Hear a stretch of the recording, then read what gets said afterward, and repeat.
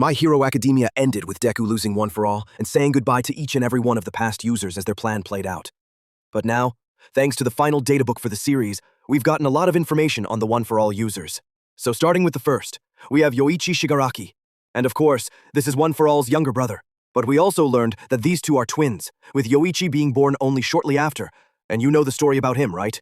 All for One stole all the nutrients while in the womb, so his brother grew frail. And that would leave All for One giving him the quirk that would eventually mix with Yoichi's to become One for All.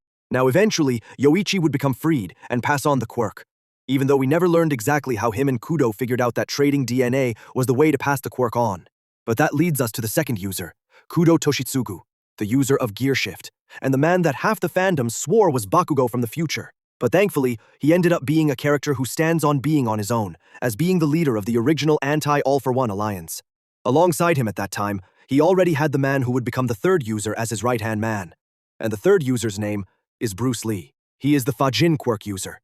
Is actually the person who not only discovered the One for All quirk within Yoichi, but he named the quirk as well.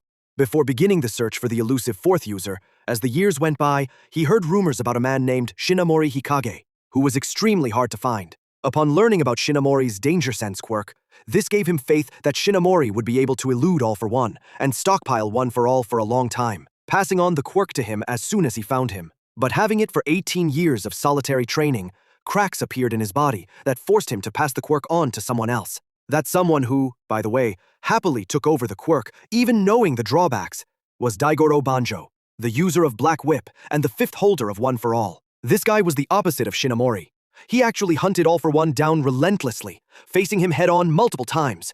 And I'm sure at this time, this was All for One's original All Might, since it was at this point that All for One realized that the quirk was still out there being cultivated, as Banjo would continue on to form a new anti-All for One coalition. At first, Banjo actually have tried to avoid giving the quirk to En, but once the sixth holder and user of Smoke actually got his hands on it, he wasted no time in properly organizing the alliance within the shadows, leading to the recruitment of several key heroes like Gran Torino and Nana Shimura's husband.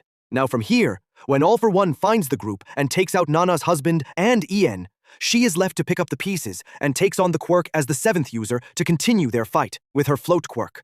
So she passed on the quirk to Toshinori Yagi, and he would go on to become All Might, the symbol of peace. We know that eventually he gives it over to Izuku Midoriya, otherwise known as Deku, the new symbol, who gives it to Tenko Shimura, otherwise known as Tomura Shigaraki, the hero of the villains, where the quirk is finally destroyed along with All for One and Shigaraki himself.